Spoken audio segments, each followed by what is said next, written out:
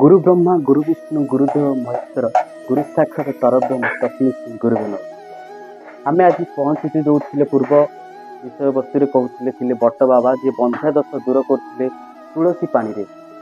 आज बासभवन प्रभु जगन्नाथ मंदिर जो बाबा बस बासभवन बहुत नमस्कार। आम आध्यात्मिक चैनल दरबाचन को स्वागत करुँ। आज आम टपिक रही जो मालिकार रही 7 दिन 7 राति अंधार हम आ विषय कौन कहे? ଅଚ୍ୟୁତ ମହାପୁରୁଷ ପ୍ରଥମ କଥା କହିଛନ୍ତି, ପୂର୍ବ ଭାନୁ ଯେବେ ପଶ୍ଚିମ ହୋଇବ ଅଚ୍ୟୁତ ବଚନ ଆନନ୍ଦ।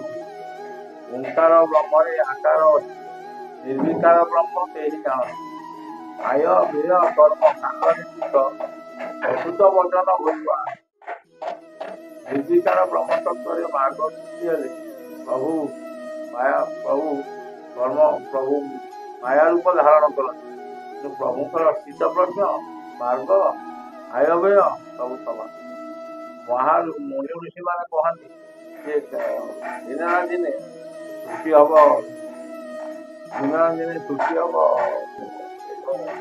ପୂର୍ବ ଭାନୁ ପଶ୍ଚିମ ଅଚ୍ୟୁତ ବଚନ ଆନନ୍ଦ।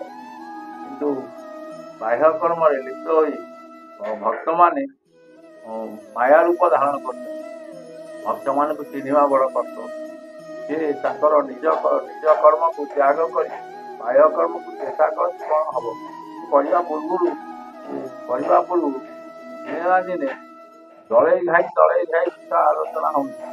ସେ ଦଳେଇ ଘାଇ ଦିନେ ଭାଙ୍ଗି ସେ ସମୟ ଅତୀତ ଆଗକୁ ହୋଇବ ଭବିଷ୍ୟ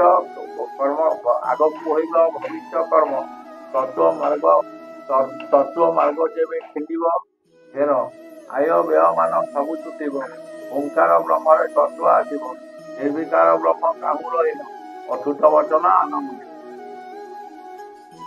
ଅଣାକାର ବ୍ରହ୍ମ ମନ୍ତ୍ର ଆକାରରୁ ସୃଷ୍ଟି। ବ୍ରହ୍ମ ତତ୍ତ୍ୱ ମାର୍ଗ ସୃଷ୍ଟି। ତତ୍ତ୍ୱ ମାର୍ଗରେ ଜାଣନ୍ତି। ଓଙ୍କାର ବ୍ରହ୍ମ ତତ୍ତ୍ୱ ସେ ଅଚ୍ୟୁତ, ସେ ସ୍ୱୟଂ ପରବ୍ରହ୍ମ। ଭକ୍ତମାନଙ୍କ ଲୀଳାରେ ସେ ଭିତରେ ରହି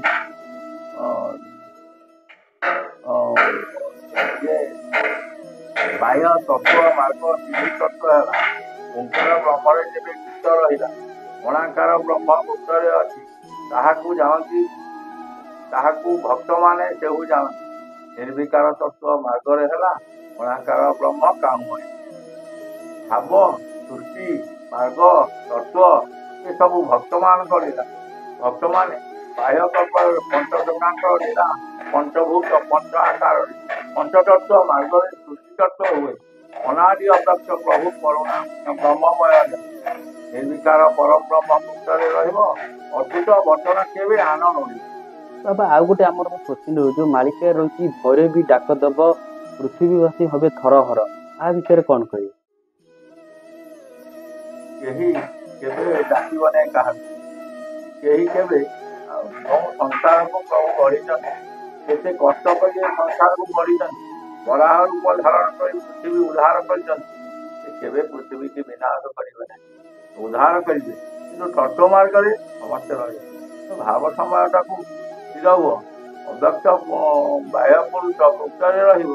ଓଙ୍କାର ବ୍ରହ୍ମରେ ତତ୍ତ୍ୱ ମାର୍ଗ ସୃଷ୍ଟି ହେବ। ପଞ୍ଚସଖା ମାନେ ପଞ୍ଚ ଅବତାରରେ ଅଛନ୍ତି। ଆୟ ବ୍ୟୟ କର୍ମ କାଣ୍ଡ ଏ 5 ଜିନିଷ ପଞ୍ଚଭୂତରେ ଅଛନ୍ତି। ପଞ୍ଚଭୂତ ତତ୍ତ୍ୱ ମାର୍ଗ, ସିଦ୍ଧି ମାର୍ଗ, ଆୟ ମାର୍ଗ, କର୍ମ ମାର୍ଗ ଆଉ ଓଙ୍କାର ମାର୍ଗ। ଏ ସିଦ୍ଧି ତତ୍ତ୍ୱ ଭିତରେ ପରବ୍ରହ୍ମ ଗୁପ୍ତ ସିଦ୍ଧି ତତ୍ତ୍ୱ ଭିତରେ ରହିବ। ଆଉ ବାହ୍ୟ କର୍ମ କେବେ ହେବ? ପଞ୍ଚସଖା କେବେ ଦେଖାଲେ? ପଞ୍ଚସଖା ସବୁବେଳେ ଦେଖାହବ। ପଞ୍ଚସଖାର ମାୟା ଏକରୁ ଅନେକ। ମାୟାରେ ସୃଷ୍ଟି ସାରା ବିଶ୍ୱ। ଭାବରେ ତତ୍ତ୍ୱ ମାର୍ଗ। ବାହ୍ୟ କର୍ମରେ ଲିପ୍ତ। ଖଣ୍ଡଗିରି ଠାରେ ଭକ୍ତ ଆସିବେ ଧାଇଁ ଅନାଦି ଅବ୍ୟକ୍ତ କରିବେ। ଓଙ୍କାର ବ୍ରହ୍ମରେ ଗୁପ୍ତ ରହିବ। ଖଣ୍ଡଗିରି ସ୍ଥାନ କମ୍ପି ଉଠିବ। ସମୟକୁ ଅପେକ୍ଷା କରନ୍ତୁ, ଆଉ ସେ ସମୟ କେବେ ଆଉଛି ଭକ୍ତମାନଙ୍କୁ ଜଣା ଥାଇପାରେ। କେହି କେବେ ସମସ୍ତେ କହୁଛନ୍ତି ଯେ ଆମେ ଭଗବାନଙ୍କୁ ଦେଖିଛୁ। ଭଗବାନଙ୍କୁ କେହି ଦେଖିନା। ସେ ସ୍ୱୟଂ ବ୍ରହ୍ମମୟ ପୁରୁଷ। ତାକୁ ଦେଖିବ କି? ତାକୁ ଯିଏ ଦେଖିବ ସେ ହେଉଛି ବିଲୀନ ହେଲା, ମାନେ ଦେହାନ୍ତ ହେଲା। ଆଉ ସମୟକୁ ଅପେକ୍ଷା କରୁ। ହଉ ଜଗନ୍ନାଥ।